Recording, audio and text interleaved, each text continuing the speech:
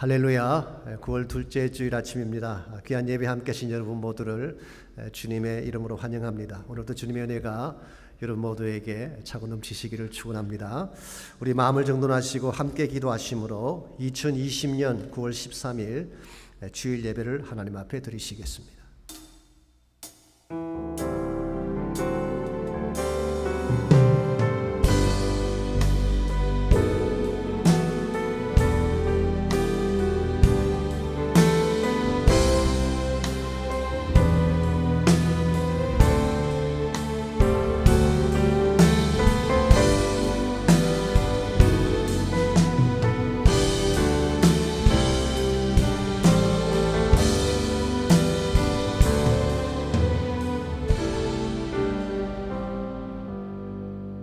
할렐루야. 우리 하나님을 찬양하는 일이 선하며 찬송하는 일이 아름답고 마땅하도다. 여호와께서 예루살렘을 세우시며 이스라엘의 흩어진 자들을 모으시며 상심한 자들을 고치시며 그들의 상처를 사매시는도다. 우리 주는 위대하시며 능력이 많으시며 그의 지혜가 무궁하시도다. 감사함으로 여호와께 노래하며 수금으로 하나님께 찬양할지어다. 아멘. 위대하시며 능력이 많으신 아버지 하나님, 이 아침 우리의 전심을 다하여 하나님을 찬양케 하시니 감사합니다. 드려지는 예배를 통하여 주님이 큰 영광 받아 주시옵고 하나님의 거룩한 임재와 은혜가 가득 찬 아름다운 시간 되게 하여 주시옵소서. 예수님의 이름으로 기도하옵나이다. 아멘.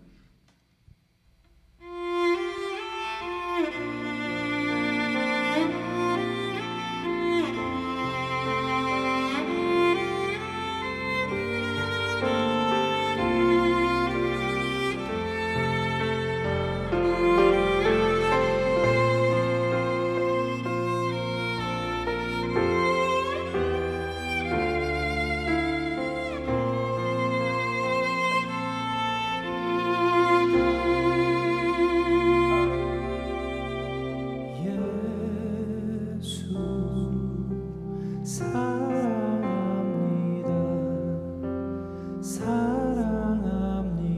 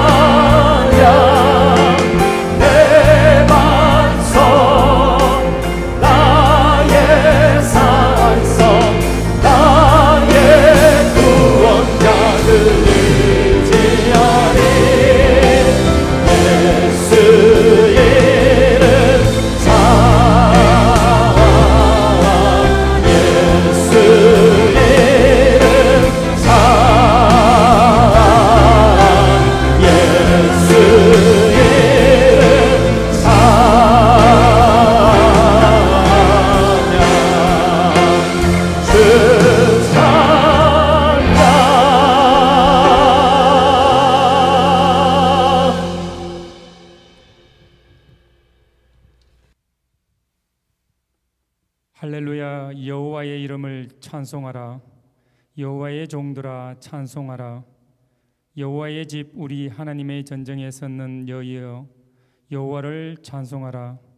여호와는 선하시며 이름이 아름다우니 그 이름을 찬양하라.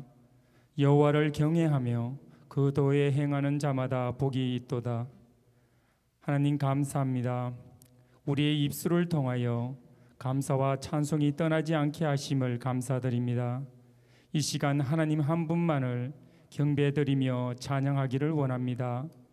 우리가 올 때 아무것도 가지고 오지 않았으며 하나님께 돌아갈 때 또한 아무것도 가져가지 못함을 깨닫게 하시며 영원한 천국 소망을 가지며 우리의 짧은 인생길을 하나님의 공급하심과 도우심으로 살았음을 고백하는 삶이 되기를 기도합니다. 지난 6개월 동안 우리는 한 번도 걸어가 본 적이 없는 광야길을 걸어가고 있습니다. 보이지 않는 바이러스로 인하여 많은 사람이 고통과 사망 가운데 신음하며 절망하며 살아가고 있습니다. 우리에게 주신 이 시련을 통하여 하나님의 선하신 뜻을 구별하며 이 마지막 때에 주님 오실 길을 예비하며 땅끝까지 내 증인이 되라고 하시는 주님의 지산 명령에 순종하는 제자 되기를 기도합니다. 이 시간 광야 예배를 본교회에 주심을 감사드립니다. 광야 예배를 통하여 편안하고 안락한 예배를 내려놓게 하시며 예배의 참 주인은 하나님이심을 깨닫게 하시며 어떠한 어려움과 역경이 찾아와도 하나님을 예배하는 자가 되기를 기도합니다. 너희는 가서 모든 족속으로 제자를 삼아 아버지와 아들과 성령의 이름으로 침례를 주고 내가 너희에게 가르친 모든 것을 가르쳐 지키게 하라는 말씀에 순종하여 13주간의 가을학기 온라인 제자 훈련을 통하여 주님의 제자로서 한 걸음 한 걸음 다가가기를 기도합니다. 제자 훈련을 통하여 배우는 제자, 따르는 제자, 행함이 있는 제자가 되기를 소원하며 가르치는 이와 배우는 이가 성령 안에서 하나 되어 우리들의 믿음의 삶이 말씀에 근거하여 좌로나 우로나 치우치지 않게 하시며 우리의 삶에서 예수님을 닮은 향기를 나타내는 제자 되기를 기도합니다. 말씀을 선포하시는 박승건 담임 목사님에게 육신의 강건함을 허락하시며 성령 충만함과 말씀의 기름 부음이 있게 하시며 선포되는 말씀이 우리의 메마르고 갈급한 영혼에 단비가 되게 하시며 일주일의 삶이 말씀을 통하여 주의 영광이 드러나기를 기도합니다. 특별히 이 시간에 병상에서 힘들어하시는 성도님들과 가족들을 기억하시어 먼저 영적으로 치료되게 하시며 염려나 낙심하는 마음을 갖지 않게 성령님께서 위로하시며 여호와 라파 치료의 하나님을 경험하기를 기도합니다. 지금도 살아계시며 다시 오실 예수님 이름으로 기도드립니다.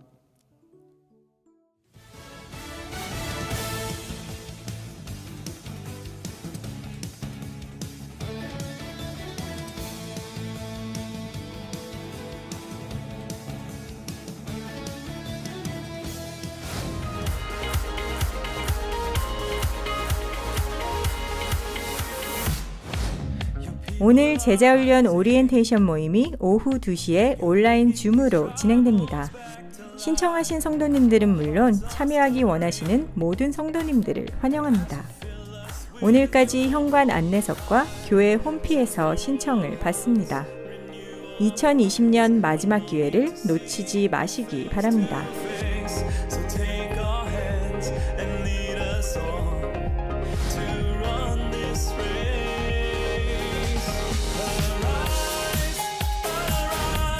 오늘은 가을학기 어와나 등록 마감 주일입니다.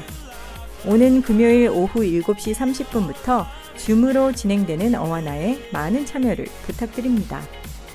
우리의 자녀들을 하나님의 말씀으로 양육하고 훈련할 것입니다. 등록은 교회 홈피에 있는 어와나 창에서 할 수 있습니다. 부모님들의 많은 참여와 기도를 부탁드립니다.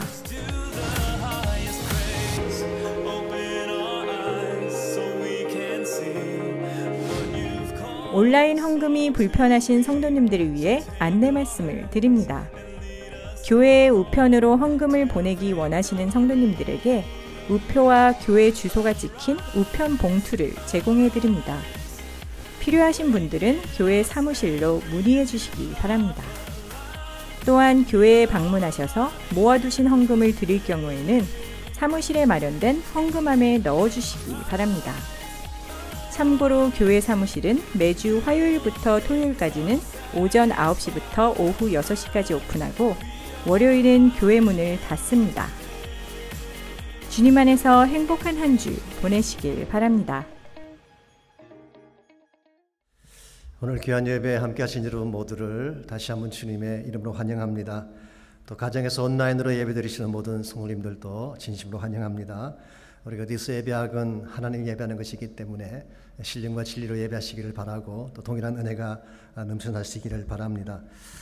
날씨가 조금 풀리긴 했지만 여전히 덥습니다. 그리고 지난 주간에는 또 산불이 나서 잿바람이 날리고 좀 으스스한 그런 환경 가운데가 살고 있지만 그럼에도 불구하고 여러분 낙심하지 말고 믿음으로 꼭 승리하시기를 바랍니다.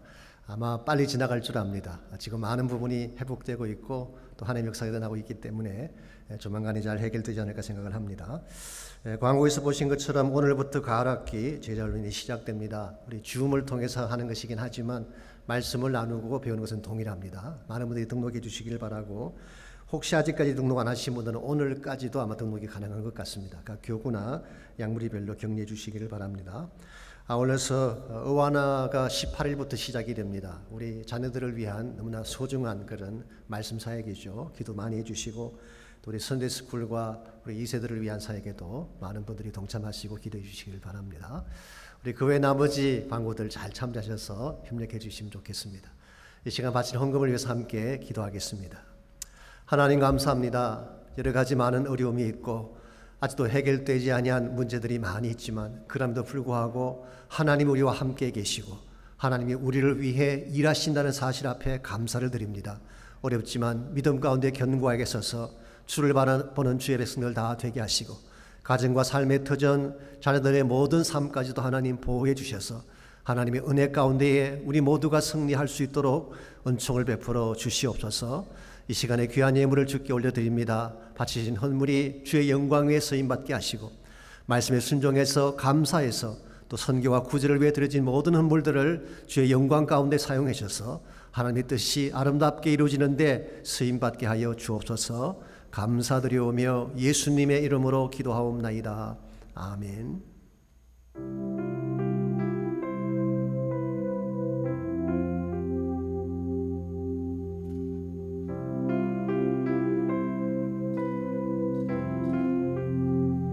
깊은 절망의 수렁 가운데 주님께 닿을 수 없던 우리 어두운 밤에 하늘을 향해 주의 이름 나 부를 때 어둠을 뚫고 오신 주 사랑 나의 절망 거두셨네. 주님의 공로 다 이루셨네. 주 예수 나의 산소망.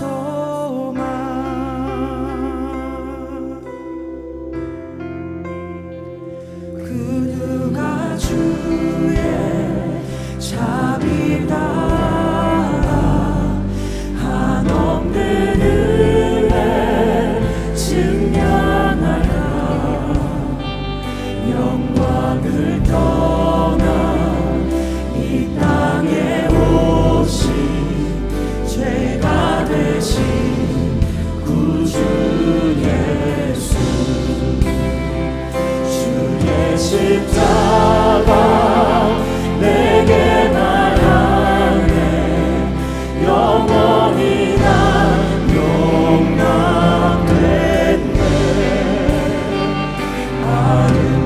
아름다우시와 많은 주의 것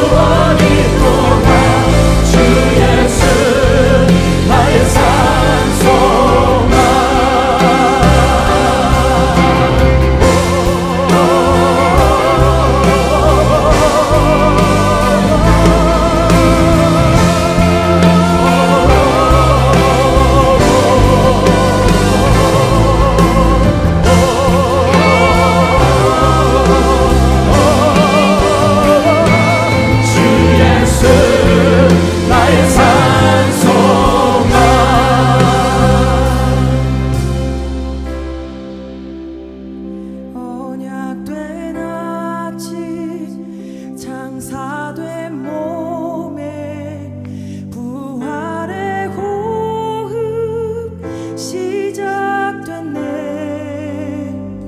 유다의 사자 위험찬 선포, 사망이 무너졌도다. 이제 사망은 무덤이 너를 우리를 주장할 수 없네. 유다의 사자 위험한 도로, 사망이 무너졌도다. 사망이 무너졌도다. 주 예수 승리하셨네.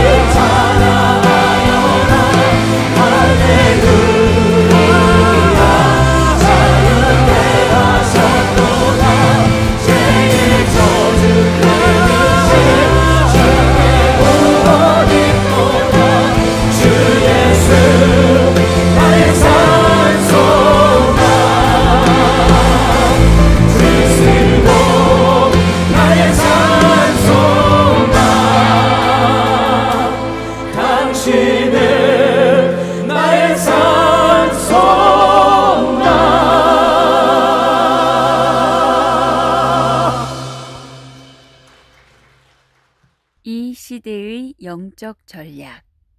고린도후서 10장 1절로 6절까지 말씀입니다.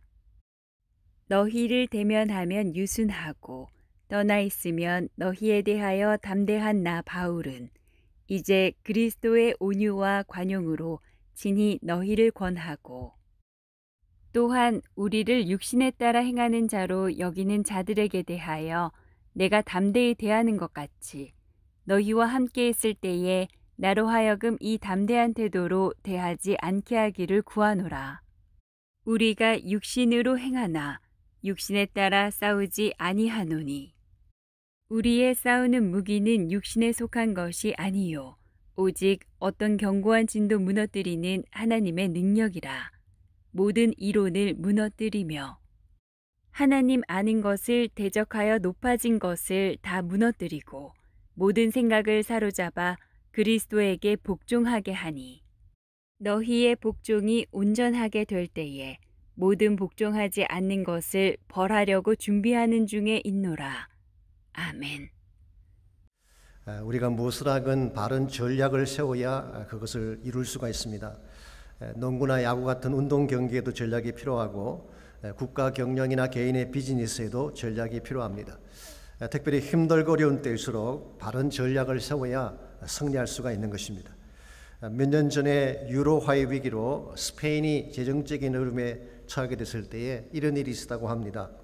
어떤 부부가 주말을 맞이해서 바르셀로나 북쪽에 있는 한 극장에 영화를 보러 갔습니다. 매표소에 가서 티켓 값을 내었더니 티켓은 주지 않고 당근 2개를 주었어요.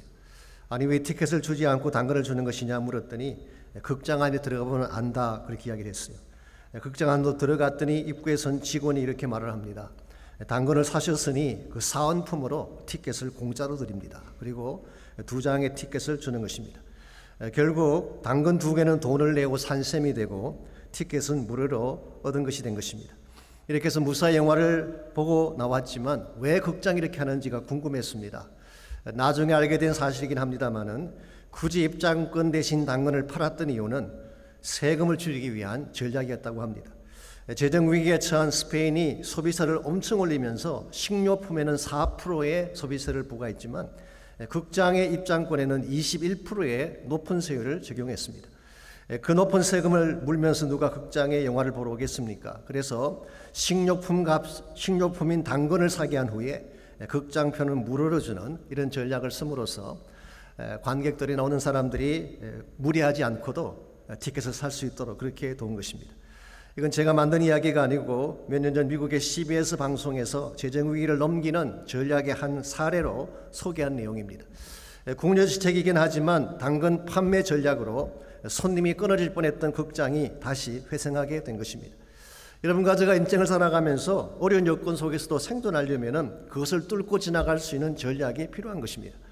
먹고 살기 위한 문제나 경제적인 어려움을 잘 해결하려면 방금 소개해드린 것처럼 당근 판매 전략 같은 것이 필요할지 모르겠습니다. 그러나 인생의 모든 문제가 이와 같은 식으로 해결이 가능할까요? 저는 그렇지 않다고 생각합니다. 생사가 걸려있는 심각한 문제나 가정의 위기나 자녀의 생존 같은 문제는 이런 얄팍한 전략으로 결코 해결될 수가 없습니다. 특별히 귀찮은 삶에서 일어나고 있는 영적인 문제는 이런 접근으로 절대로 풀리지가 않습니다. 왜냐하면 우리가 생각하는 것보다 훨씬 더 무섭고 심각한 이슈들이 귀찮은 삶 가운데 많이 내재되어 있기 때문에 그렇습니다. 여러분께서 아시겠지만 요즘 우리가 살고 있는 이 시대는 노골적으로 하나님을 대적하는 시대입니다. 미국이나 한국이나 동일하게 일어나고 있는 현상 중 하나가 하나님 지우기 운동입니다. 제가 얼마 전에 어떤 칼럼에서 정치로 포장된 영적 전쟁이라고 하는 글을 읽었습니다. 그 글에 보니까 미 하원에서 얼마 전에 상정했던 그 법안 하나가 거기에 소개되어 있었어요. 하나님에 대한 전통적인 문구를 삭제하자고 하는 법안이 상정이 됐습니다. 근데 법정이나 의회가 저 정언을 할 때에 선서하는 순서가 있지 않습니까? 오직 진리만 말하겠습니다라고 한 후에 영어로 So help me God이라고 하는 문구를 하게 되어 있습니다. 그런데 거기서 God이라고 하는 단어를 빼자는 것입니다. 우리 양심만으로 충분하지 왜 그게 하나님이 해야 되느냐는 그런 논리였습니다. 심지어 민주당 하원 초선 의원 중에 한 명인 일란 오마라고 하는 미네소타 하원 의원은 2018년도에 취임을 할 때에 성경책 대신 코란 위에 손을 얹고 선서를 했습니다. 노골적으로 하나님을 지우자고 한 것입니다. 중국 같은 경우에는 2018년에 종교사무조례 개정안을 발표했습니다. 공산당의 성인이 없이는 예배나 교육이나 헌금을 금지한다는 내용이었어요. 심지어 시진핑의 사진을 교회당 안에 붙이지 않으면 불응하는 교회들은 문을 닫게 하고 심한 경우에는 폭발을 시킨 케이스도 있다고 합니다. 더 놀라운 사실이 무엇인지 아십니까? 예전 같았으면 미국이나 서방 국가들이나 유엔 등이 항의를 할 텐데 지금은 누구도 이 문제에 대해서 항의를 하고 있지 않습니다. 이유가 무엇인지 아십니까? 더불어 함께 사는 세계 공동체를 만들기 위함이라고 합니다. 한국 같은 경우에는 지금 차별 금지 법안이 거론되고 있습니다. 누구도 차별하지 말고 더불어 평화롭게 살자는 취지로 법안을 상정하는 것입니다. 그런데 실제 이슈는 뭔가요? 동성애를 허용하자는 것입니다. 법적으로.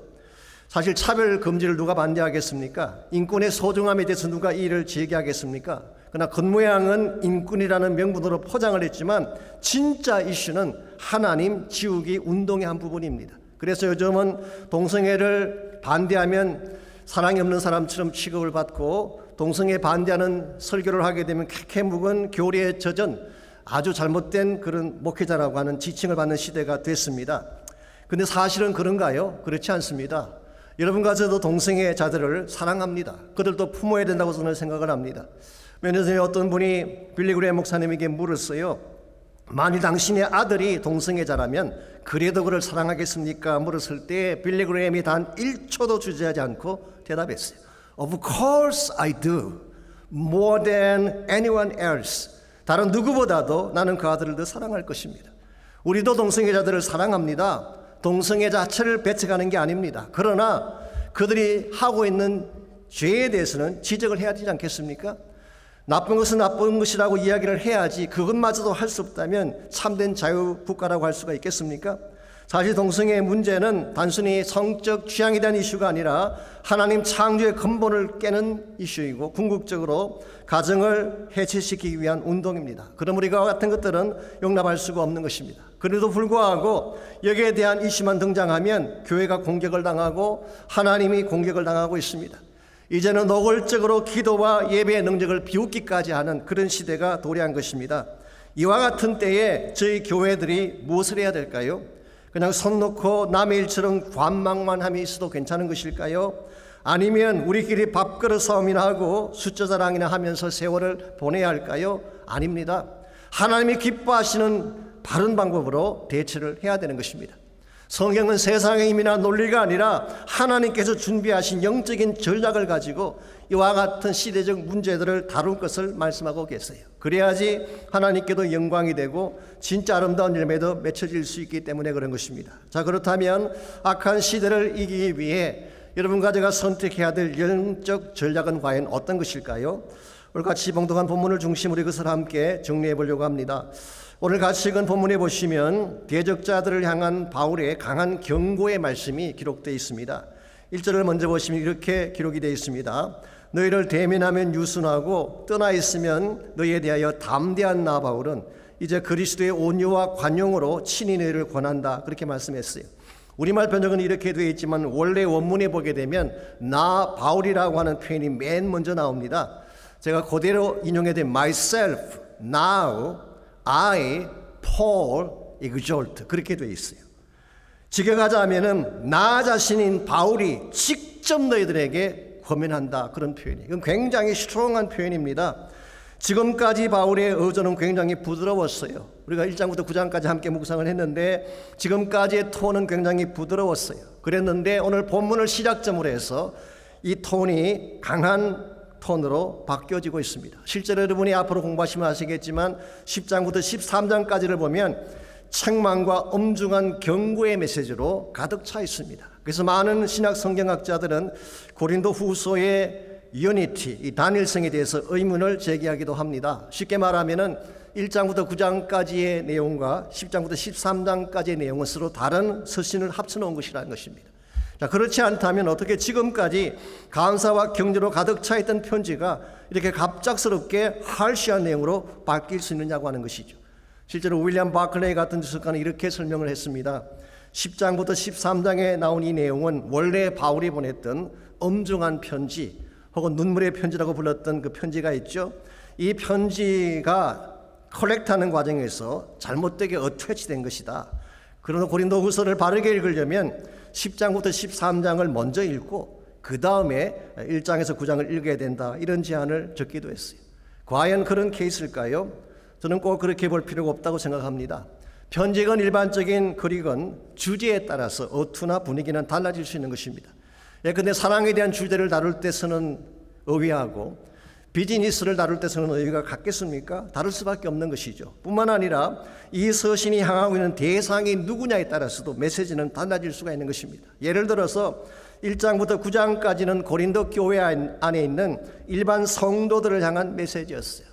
그들은 대다수가 다 회개하고 하나님께로 돌아온 사람들이기 때문에 바울은 감사와 격려를 표한 것입니다. 그러나 10장부터 13장까지에서 다루는 내용은 아직도 바울을 대적하고 복음을 훼손하는 사람들을 향한 경고의 메시지를 적었기 때문에 엄중할 수밖에 없고 할시할 수밖에 없는 것입니다. 자, 그렇다면 여기에 등장하는 대적자들은 누구를 의미하는 것이며 이들은 무슨 시도를 했을까요? 먼저 이 대적자들은 아마도 외부에서 들어온 거짓 교사들이 아닌가 그렇게 생각합니다.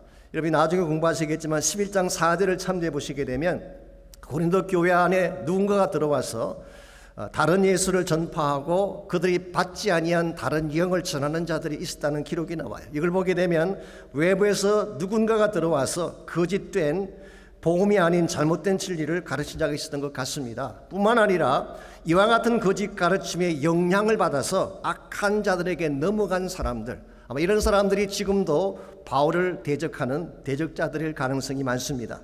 자, 이 사람들은 사도 바울에 대해서 아주 악의적인 소문을 퍼뜨린 것 같습니다. 한 두 가지 소문을 퍼뜨린 것 같은데요.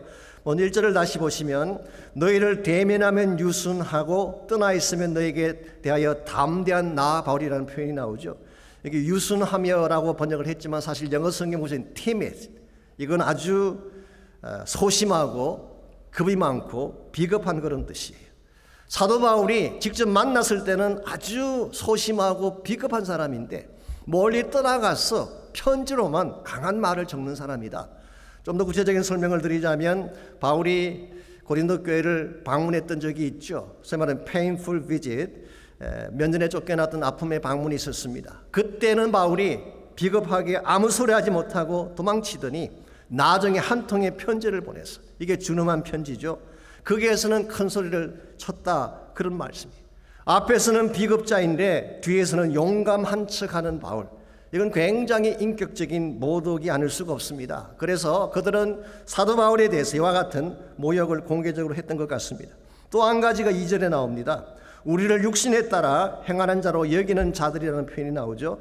즉 사도 바울에 대해서 어큐징을 하는데요, 바울은 세상적인 야망을 추구하고 자신의 이윤을 밝히는 자다, 이런 소문을 낸 것입니다. 아마도 바울이 연보의 모금에 대해서 강조를 하니까 그들은 그것을 이렇게 비튼 것입니다. 이것을 통해 바울이 이윤을 취하려고 하는 것이다.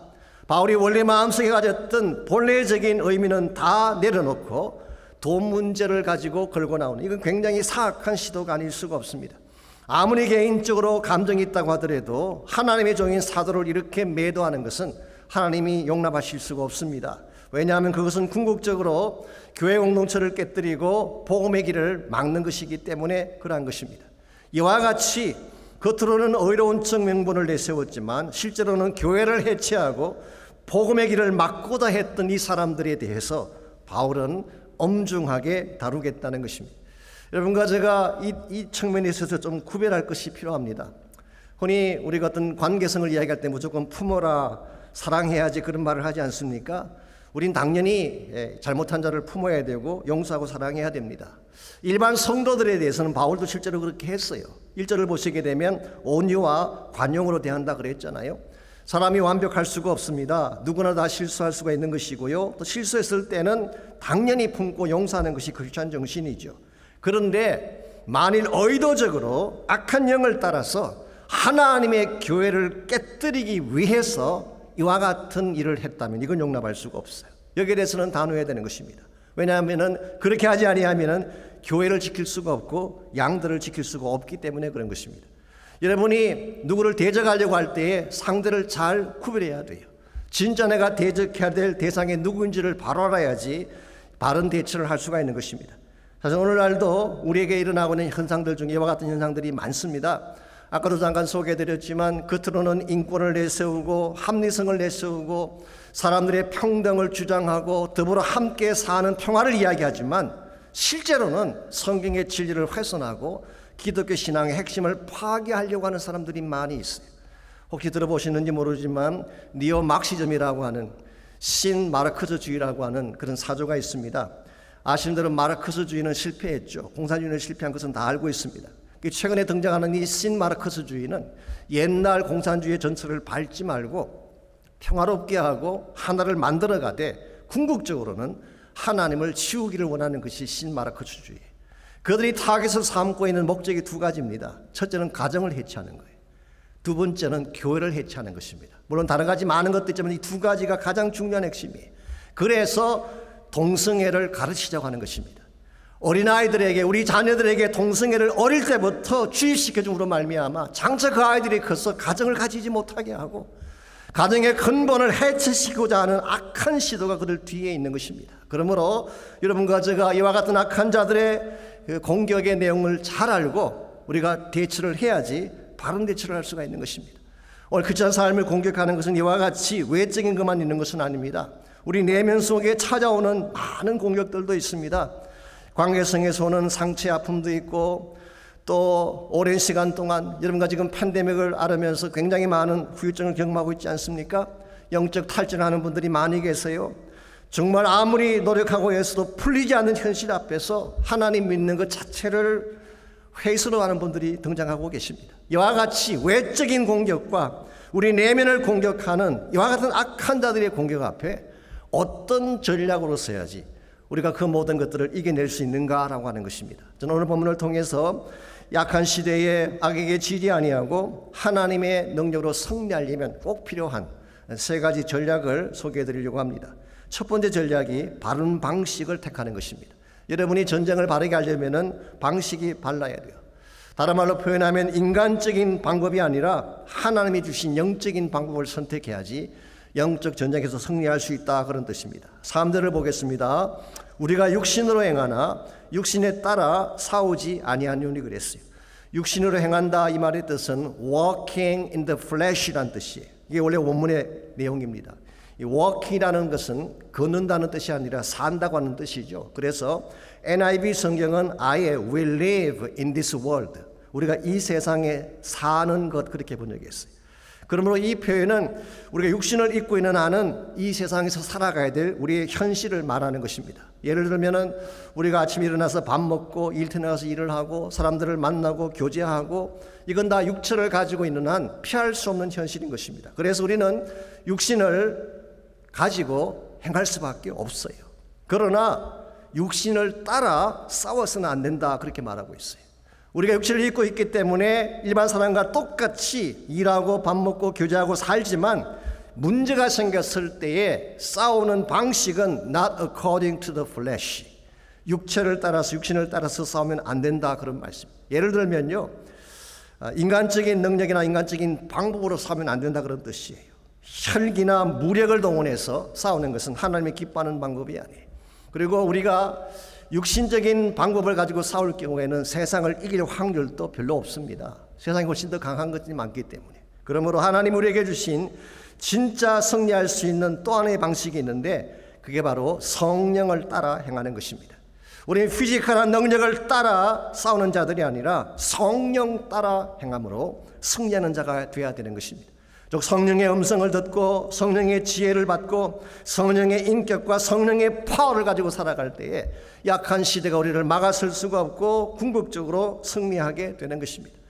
솔직히 가정이든 공동체이든 함께 살다 보면 문제가 생기기 마련입니다. 인간이기 때문에 그래요. 서로 다투고 갈등하게 되는 것입니다. 그때에 무엇을 따라 싸우는 자가 참으로 중요합니다.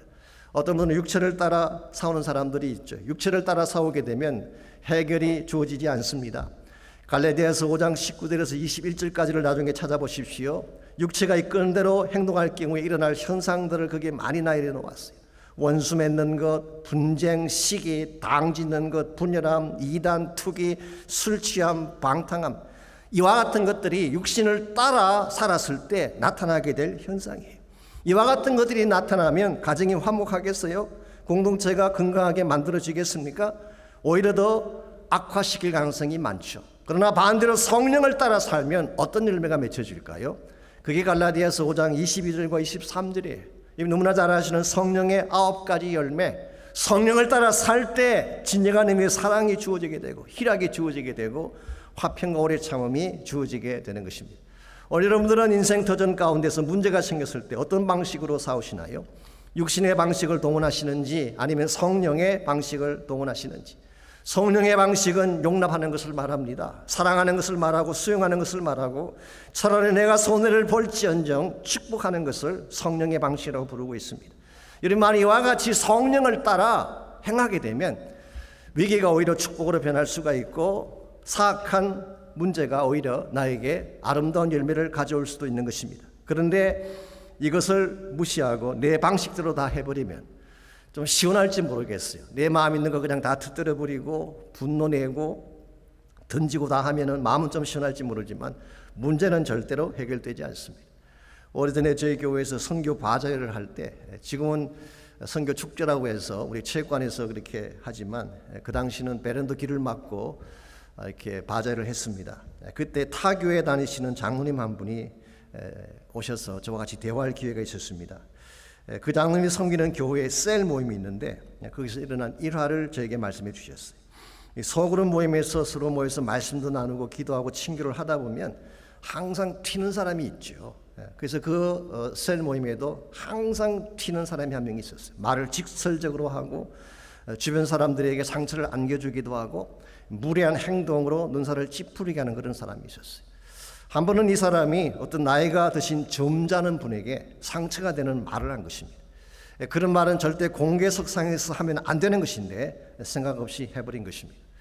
이것을 본 리더가, 셀 리더가 당신 그렇게 하면 안 된다, 사과해라 그랬더니 자기가 뭘 잘못했는데 왜 사과해야 되느냐고 반발을 했습니다. 그런데도 불구하고 아마 양심은 있었는지 주중에 상처를 주었던 그 점잖은 분에게 전화를 해서 사과를 했어요. 그때 그 전화를 받은 점잖은 분이 그냥 그렇습니까? 있을 수 있는 일이지요. 그리고 끝냈으면 아마 잘 마무리가 됐을 텐데 전화를 받는 순간 분이 터져 나온 것입니다. 지금까지 참고 있던 그 분노가 폭발한 것입니다. 그래서 사과하려고 전화를 건 사람에게 30분 동안 그 마음속에 있는 분을 다 토해냈어요. 마음이 시원할까요? 어떨까요? 다 토해냈는데 마음이 시원하지가 않아요. 그날 밤 그분이 꿈을 꾸시는데 꿈속에서도 그 사람이 나타나서 또 싸우기 시작했습니다. 꿈속에서도 얼마나 화가 나는지 꿈을 꾸면서 그 미워하는 사람을 2단 옆차기로 날아가서 찼어요. 그때 쿵 하고 땅에 떨어지더래요. 깨보니까 사실은 몸이 침대에서 떨어진 것입니다. 벽에 눈이 부딪혀서 자칫했으면 각막이 찢어져서 시력을 잃을 뻔했다고 하는 그런 스토리. 여러분, 화가 난다고 해서 그것을 화로 다스리면 오히려 상처는 더 깊어지는 것입니다. 그러나 성령으로 다스리게 되면 평화가 임하고 기쁨의 열매가 맺혀지는 것입니다. 오늘 여러분의 삶의 현장에서 그것이 가정이든 공동체 아니든 직장이든 여러분이 성령을 따라 행하시기를 바랍니다. 그러면 여러분이 어떠한 케이스에 처할지라도 항상 성령의 열매가 맺혀지게 되고 궁극적으로는 승리하게 되는 것입니다. 두 번째로 우리가 대적을 이기려면 바른 무기를 사용해야 됩니다. 방법도 오래야 되지만 우리가 사용할 무기도 바른 것을 가져야 됩니다. 4절과 5절을 보시면 우리가 사용해야 될 무기와 그것이 가져올 영향력을 소개하고 있습니다. 먼저 4절 말씀, 우리의 싸우는 무기는 육신에 속한 것이 아니요 오직 어떤 견고한 진도 무너뜨리는 하나님의 능력이라고 했어요. 하나님께서 여러분과 저에게 주시는 무기는 육신에 속한 게 아니래요. 하나님의 파워, 하나님의 능력이라고 말씀하고 있습니다. 자, 그렇다면 육신에 속한 무기는 어떤 것을 의미할까요? 예컨대 우리의 natural ability, 우리가 가지고 있는 보편적인 능력을 의미할 수 있습니다. 지적인 능력이나 세상적 권세 같은 것을 의미할 수가 있죠. 혹은 요즘 한국에서 많이 나오는 단어 중에 하나, 아빠 찬스, 엄마 찬스라고 하는 막강한 배경을 의미할 수도 있습니다. 그래서 영어 성경을 보게 되면 육신에 속한 무기를 weapons of the world, 이 세상의 무기다, 세상적 무기다, 그렇게 번역한 것을 볼 수가 있습니다. 이와 같은 무기는 우리가 사용할 것이 아니래요. 여러분과 사용해야 될 진정한 무기는 하나님의 파워예요. 이 능력을 가져야지 악한 자의 괴계를 물리칠 수가 있고 승리할 수가 있다는 뜻입니다. 자, 그렇다면 하나님 여러분과 저에게 악한 자들의 모든 괴계를 무찌를 수 있도록 주신 대표적인 능력이 무엇일까요? 저는 그 중에 대표적인 것이 말씀이 아닌가 생각합니다. 하나님의 말씀. 오늘 본문의 문맥상 대적을 이기기 위해 필요한 무기가 하나님의 말씀인 것 같습니다. 예수님께서도 광야에서 마귀에게 시험당하실 때 무엇을 통해 승리하셨나요? 말씀을 사용하셨어요. 그러므로 우리도 말씀의 능력을 가져야지 어그러진 세대 속에 넘어지지 않을 수가 있는 것이지, 말씀 아닌 나의 지혜나 나의 지성을 가지고 다가서게 되면 우리는 실패할 수밖에 없는 것입니다. 자, 그렇다면 우리가 하나님의 무기인 말씀을 갖게 되면 과연 무엇을 깨뜨릴 수가 있을까요? 첫 번째가 견고한 진을 깨뜨린다 그랬어요. 어떤 견고한 진도 깨뜨릴 수가 있다. 이게 견고한 진이라고 하는 것은 stronghold, 아주 강한 요새같이 무너지지 않는 성을 말하는 것입니다. 예를 들면 여호수아서에 나오는 여리고성 같은 것이죠. 인간의 모든 능력을 다 동원해도 결코 무너지지 않는 불가능의 도성. 그런데 말씀 따라 순종했더니 어떻게 됐나요? 그 여리고성이 무너졌어요. 여러분과 저의 삶 가운데 이와 같은 stronghold, 웬만해서는 깨지지 않는, 나의 노력과 애씀으로서는 깨뜨릴 수 없는 강력한 진들이 있어요. 사람마다 좀 다르긴 한데요, 어떤 사람에게는 마음의 깊은 상처가 절대 깨뜨려지지 않는 견고한 진일 때가 있어요. 혹은 마음의 선뿌리들이나 혹은 마음의 정욕이나 혹은 도박이나 마약 같은 중독의 문제들, 이와 같은 것을 우리는 stronghold라고 이야기하는 것입니다. 여러분, 이와 같은 것은 그냥 깨어지지 않아요. 내가 노력하고 결심한다고 깨어지는 것이 아닙니다. 그러나 여러분이 말씀을 가슴에 품고 기도하게 되면 하나님이 깨뜨려 주세요. 히브리서 4장 12절에 보게 되면 말씀의 금이 가진 능력을 이렇게 소개하고 있습니다. 우리의 혼과 영과 및 관절과 골수까지 찔러 쪼개게 한다. 하나님의 말씀이라는 칼은요, 우리 혼을 찔러 쪼갠데, 혼이라고 하는 것은 버수케입니다. 여기서 나온 영어가 사이콜로지잖아요. 우리의 마음에 대한 문제, 심적에 대한 모든 문제들을 다 처리하는 것이 말씀이에요. 사실 사이콜로지가 모든 정신 문제를 다 해결하는 줄 알지만 아닙니다. 혼까지만 다루는 거예요. 영에 대한 문제는 다룰 수가 없어요. 영에 대한 문제는 말씀만이 다루는 것입니다. 그래서 혼과 영과 관절과 골수까지 찔러 쪼갠다. 우리 마음속에 있는 심령 깊은 곳에 숨겨져 있는 견고한 영적인 진까지도 다 깨뜨릴 수 있는 능력이, 그게 바로 말씀에 있는 능력이에요. 그래서 이 마약 중독자들을 도와주시는 선교회 같은 데 가보게 되면 일반적으로 그 선교에서 하루에 3번 예배를 드립니다. 아침, 점심, 저녁. 그리고 그때마다 성경을 읽게 하고 예배를 드리고 말씀을 이렇게 묵상하게 하는 그런 순서를 갖게 하죠. 왜 그렇게 하는지 아십니까? 물론 약물을 취하고 다른 트리트먼트도 필요하겠지만 그걸로 되지 않기 때문에, 이 견고한 진리라고 하는 것은 말씀만이 깨뜨릴 수 있기 때문에. 두 번째로 말씀이 깨뜨릴 수 있는 것이 모든 이론입니다. 여기 모든 이론이라고 하는 것은 로기스모스, 여기서 나온 영어가 라직이죠. 이 논리적인 것 혹은 reasoning, 이성적인 판단을 의미하는 것입니다. 소위 말하는 세상 학문이나 철학 같은 것이 여기에 해당된다고 할 수가 있습니다. 저는 세상 학문이 필요하다고 생각하고 또 철학적인 지식도 필요하다고 생각합니다. 이걸 배우기 위해서 공부도 하고 학교도 다니고 하는 거 아니겠습니까? 한 가지 기억할 것이 있습니다. 우리가 학문을 공부하고 학교를 다니지만 그것이 절대적 진리는 아니라는 사실을 알아야 돼요.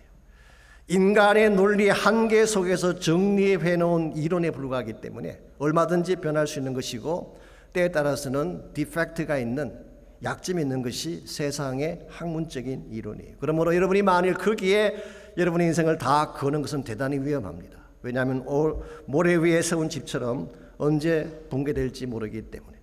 제가 오래전에 신문에서 읽었던 칼럼인데요, 부동산 투자에 대한 글이었습니다. 그 제목이 좀 재미있었어요.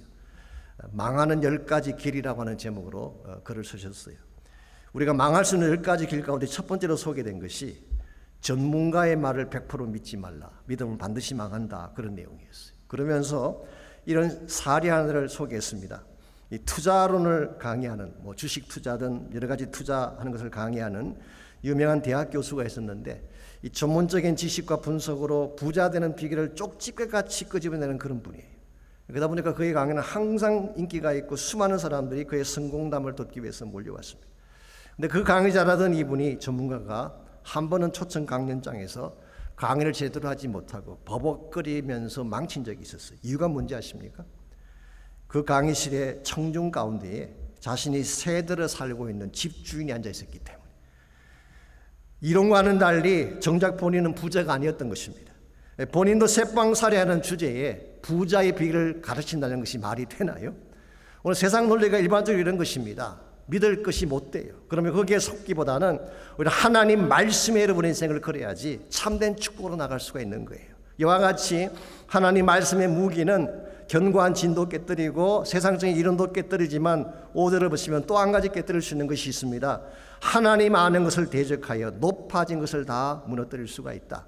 쉽게 말하면 하나님 없이도 살 수 있다는 인간의 교만한 의식을 말하는 것입니다.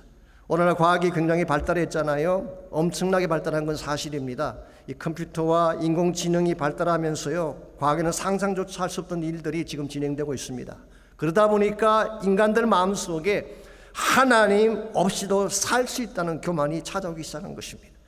이와 같은 잘못된 교만은 대단히 위험한 것인데, 이 잘못된 교만을 깨뜨릴 수 있는 게 뭐냐?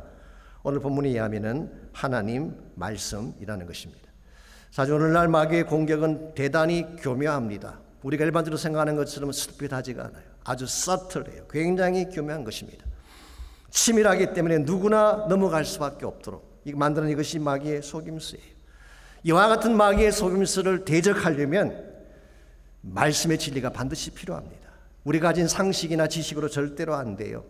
내가 알고 있는 학문만으로 절대로 되지 않습니다. 이 말씀을 선포하고 말씀의 진리를 실제로 나타낼 때에 여러분은 이 세상을 이길 수가 있게 되고 잘못된 가치관이나 풍조를 이겨낼 수가 있는 것입니다.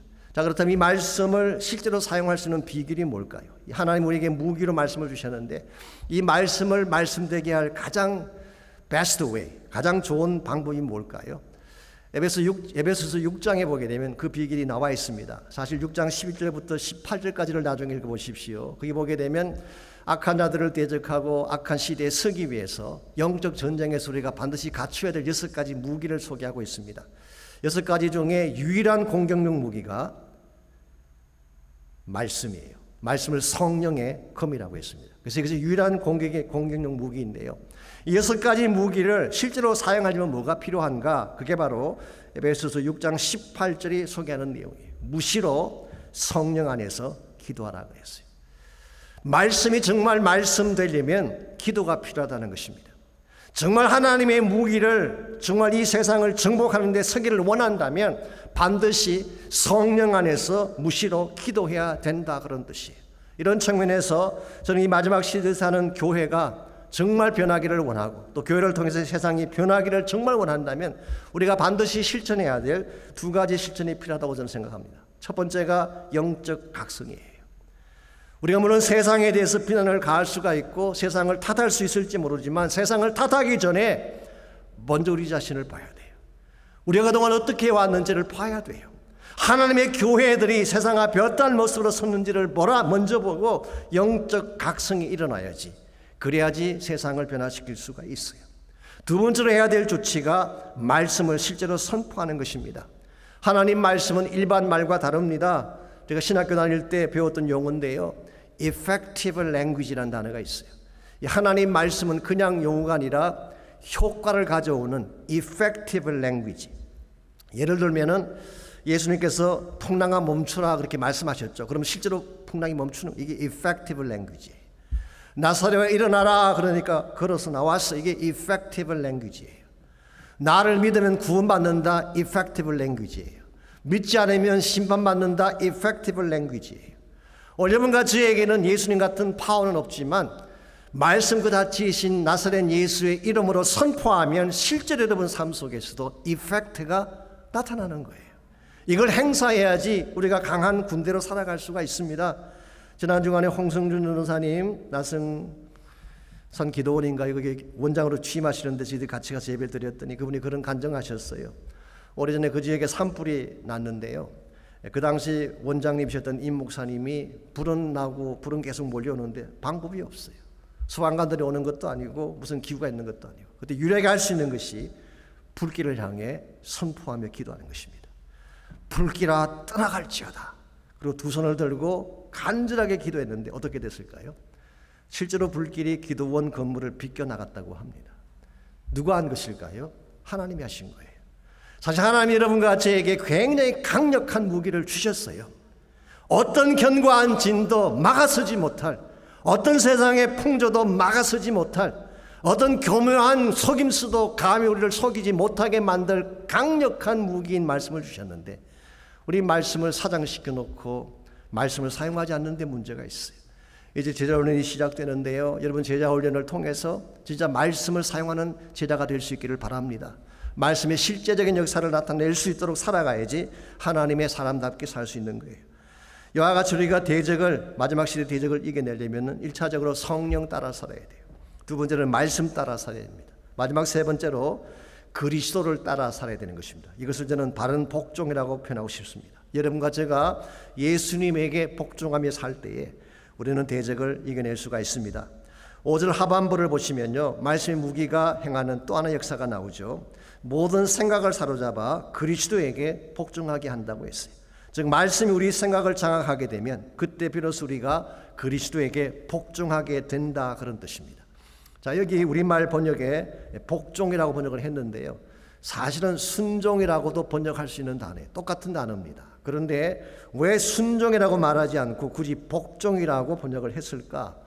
저는 그게 좀 의도가 있지 않나 생각을 합니다. 그것은 그리스도에게 순종하되 totally, completely, 완전히 붙잡혀져서 순종해야 됨을 강조하기 위함이에요. 우리 여러분과 제가 예수님에게 완전히 붙잡혀서, totally 붙잡혀서 그분만 순종하며 따라가게 되면 어떤 역사가 일어날까요? 하나님이 행하시는 일들이 우리 삶 속에 실제로 나타나는 것입니다. 그런데 만일의 경우에 교만한 나머지 하나님께 순종하지 않겠다고 하게 되면 그때는 어떤 현상이 벌어질까요? 6절을 보면 나와 있습니다. 너희 복종이 온전하게 될 때에 모든 복종하지 않는 것을 벌하려고 준비 중에 있느라. 좀 번역이 복잡하게 되어 있지만 내용은 이런 것입니다. 너희들 중에 대다수가 언젠가는 복종하기를 원한다. 그러나 만일 끝까지 복종하지 않고 버티는 자가 있다면 그들을 위한 벌이 준비되어 있다, 그런 뜻이에요. 아마도 고린도 교회 안에 바울이 이와 같이 권면하고 편지를 보내도 끝까지 복종을 거부하는 자들이 있었을 것 같습니다. 그들에 대해서는 징벌이 기다리고 있다고 말하고 있어요. 여러분, 여기에 크리스찬 삶의 두 가지 옵션이 있습니다. 첫 번째는 그리스도에게 복종함으로 그분의 길을 따르는 선택이 있고, 또 하나는 불순종함으로 자신의 길을 따르는 선택이 있습니다. 어느 것이 더 지혜로운 선택일까요? 그리스도에게 완전히 붙잡혀 복종하는 것이 최상의 전략입니다. 왜 그런지 아십니까? 우리가 그리스도에게 완전히 붙잡혔을 때가 가장 안전하고 가장 파워풀하기 때문에 그렇습니다. 이것은 마치 이렇게 비유할 수가 있습니다. 마치 종이가 철판에 단단하게 붙어있는 것 같은 케이스. 종이 한 장은 사실 약한 것이죠. 송곳이나 못으로 찌르면 쉽게 뚫려지고 찢어지는 것입니다. 그런데 만일 이 종이가 철판에 붙어있다면 어떻게 될까요? 무엇으로도 뚫을 수가 없습니다. 왜냐하니까 그 철판이 방패가 되어주기 때문에. 여러분과 제 인생도 저는 마찬가지라고 생각을 합니다. 혼자서 마음대로 사는 것이 안전한 삶이 아니에요. 예수님에게 전적으로 붙들려서 그분과 함께 살 때에 아무도 우리를 함부로 건드릴 수가 없고, 나에게 위기가 찾아오도 그분의 능력으로 승리할 수가 있는 것입니다. 이런 면에서 여러분이 정말 약한 시대 가운데서 승리를 선포하며 살기를 원한다면 여러분 삶의 주재권을 예수님께 드리시기를 바랍니다. 나는 철저하게 죽고 내 안에 그리스도가 사는 삶을 추구할 때 여러분은 세상에 감당할 수 없는 막강한 크리스찬 인생이 되고, 그때 맺게 되는 열매가 풍성하고 아름답고 승리적인 것입니다. 여러분, 세상은 노골적으로 하나님을 대적하며 크리스찬 삶을 공격하고 있습니다. 우리 힘만으로 이 전쟁에서 이길 수 있을까요? I don't think so. 우리의 힘만으로는 절대로 승리할 수가 없습니다. 그러나 만일 성령 안에서 하나님 말씀을 선포하며 산다면 우리는 승리할 수 있어요. 나의 능력과 힘을 의지하는 것이 아니라 토랄리 예수님께 순복해서 그분에게 붙들려서 인생길을 걸어간다면 여러분 반드시 승리할 수가 있습니다. 왜냐하면 우리와 함께 하시는 그 예수님은 광야에도 길을 내시고 사막에도 강을 만드시는 웨이메이커, 큰 길을 만드시는 하나님이시기 때문에 그 예수님은 어떠한 불가능 속에서도 기적을 만들어낼 수 있는 미러클 워커가 되십니다. 그분은 우리의 불의와 불순종에도 불구하고 끝까지 변치 아니하고 언약을 지켜나가시는 프로미스 키퍼, 언약을 지키시는 하나님이십니다. 아무리 세상의 어둠이 우리를 공격하고 우리를 낙심시키려고 해도 그분은 어둠 속에 빛이 되셔서 모든 어둠을 떠나가게 하시는 Light in the darkness, 어둠 속을 비추는 빛이 되시기 때문에 이분이 여러분의 하나님이에요. 이분과 함께 동행하시기를 바랍니다. 남은 생에 이 예수와 함께 걸어가심으로 말미암아 우리 인생길 자체는 척박하고 광야 같은 인생길이라고 할지라도 우리 앞을 가로막는 수많은 대적들이 우리를 공격하고 전갈과 뱀이 우리를 물려고 다가오는 그와 같은 상황이 온다고 할지라도 그분과 함께 걸어가시면 여러분 반드시 승리할 수 있어요. 그분이 우리의 보호자가 되시고 우리를 지키시는 능력의 하나님이 되시기 때문에 저는 이 시간 여러분 한 분 한 분이 그 하나님의 능력을 붙잡기를 바랍니다. 여러분 인생의 현실을 보게 되면 두려워할 것이 많죠. 아직도 팬데믹은 끝나지 않았고 직장은 회복되지도 않았고 사업의 현실은 아직도 암담하고 어둡기만 합니다. 우리를 바라보게 되면 실망할 수밖에 없죠. 그러나 큰 길을 내시는 하나님 바라본다면 우리는 다시 일어날 수가 있어요. 내가 앞길을 여는 것이 아니라 그분이 길을 열어주시기 때문에 그분이 여시는 길은 누구도 막을 수가 없어요. 그러므로 여러분과 제가 큰 길을 내시는 하나님 앞에 나의 믿음을 올려드리고 이제는 그분 따라 살기를 결심합니다. 고백하며 기도하시기를 바랍니다. 육신을 따라 살았던 우리의 삶을 돌이키고 이제부터는 성령 따라 살고 싶습니다. 누구를 만나든지 성령을 따라 삶으로 말미암아 사랑의 열매를 안겨주게 하시고 기쁨의 열매를 안겨주게 하시고 화평과 오래 참의 열매를 남겨줄 수 있는 우리가 되게 달라고 기도하시기를 바랍니다. 하나님 말씀이 능력입니다. 이번 제자훈련을 통하여 수많은 하나님의 사람들이 말씀 붙잡고 말씀으로 승리하는 역사가 일어날 수 있도록 기도해 주시기를 바랍니다. 우리 이 시간 한 목소리로 다 함께 우리 결단하며 기도하겠습니다. 살아계신 하나님 감사합니다. 하나님이 우리 하나님이 되시고 그 하나님이 모든 길을 여시는 웨이메이커가 되신 것을 감사합니다. 우리에게는 힘이 없고 능력이 없습니다. 악한 시대가 우리를 막았을 때에, 악한 대적들이 우리를 공격할 때에 우리는 무기력하고 무능력하고 아무것도 할 수 없는 존재입니다. 우리가 함께 하시는 이가 세상의 일보다 크다고 하셨사오니 우리와 함께 하시는 예수 그리스도의 권세한 능력을 갖고 이 땅을 승리하게 하시고 이 땅의 모든 대적들을 물리치게 하시고 주의 나라 영광을 선포하며 나타낼 수 있는 우리 모두가 되게 하여 주옵소서. 이 시간 우리의 마음 가운데 임재해 주시고 우리의 마음을 다스려 주시고 하나님 한 분만 우리의 소망인 것을 깨닫게 해주셔서 그분에게 전심을 다하여 믿음을 고백하며 나아갈 수 있도록 우리 모든 심령들을 축복하여 주시옵소서. You are here, moving in our midst. I worship you, I worship you. You are here, working in this place. I worship you, I worship you. 주 여기 운행하시네. 나 경배해, 주 경배해. 주 여기 역사하시네. 나 경배해, 주 경배해. 다시 한번 고백합니다.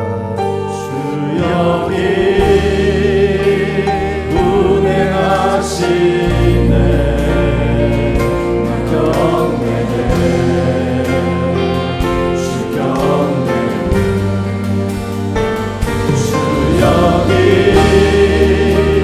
역사하시네. 나 경배해, 주 경배해.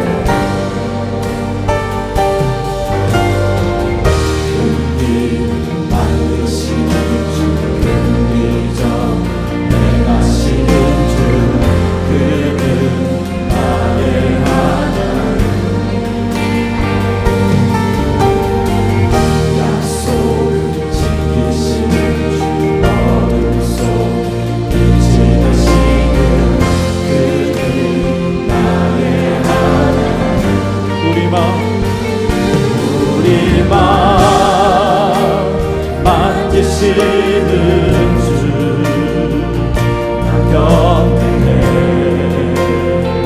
주 경배해. 우리 마음 치료하시네.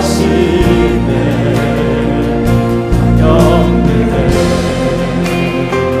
주 경배해. 우리 삶 변하시네. 우리 삶 변화시키네. 나 경배해, 주 경배해. 우리 맘 고쳐주시네. 나 경배해, 주 경배해. 큰 기름 담으시는 주, 큰 기적을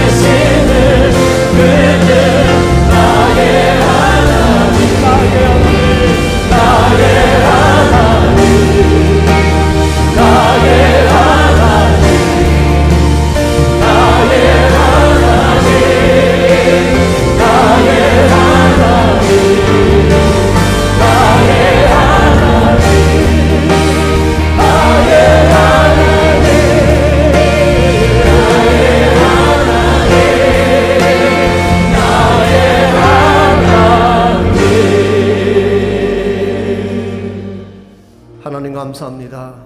이 순교적 신앙을 저희들에게 물려주셔서 마지막 시대를 살아가지만 주의 나라 영광을 바라보며 사명을 향해 달려갈 수 있도록 우리를 사용해 주시는 것을 감사합니다. 우리가 가는 길 다 알지 못하나 하나님께서 우리와 동행하심으로 말미암아 어떤 고난이 우리를 공격해 와도 정금 같은 신앙 되어 나오게 될 줄 믿습니다. 고난의 때에 주님 바라보는 주의 백성들 다 되게 하시고 길을 여시며 기적을 행하시며 약속을 지키시며 어둠 속에 빛을 비추시는 그 하나님이 우리 하나님 되심을 선포하고 그 믿음 가운데 승리하는 모든 주의 자녀들 되게 하여 주시옵소서. 이제는 우리 구주 예수 그리스도의 은혜와 하나님 아버지의 무한하신 사랑과 성령님의 충만한 임재하심이 이 시간 주님을 찬양하고 예배하고 돌아가는 모든 사랑하는 주의 백성 한 분 한 분에게, 또한 가정에서, 직장에서, 삶의 터전에서 온라인으로 예배하는 모든 사랑하는 형제자매 한 분 한 분에게, 그들의 가정과 삶의 터전과 자녀들과 자손들 위해 이제로부터 항상 함께하여 주시기를 우리 주님 예수님의 이름으로 간절히 축원하옵나이다. 아멘.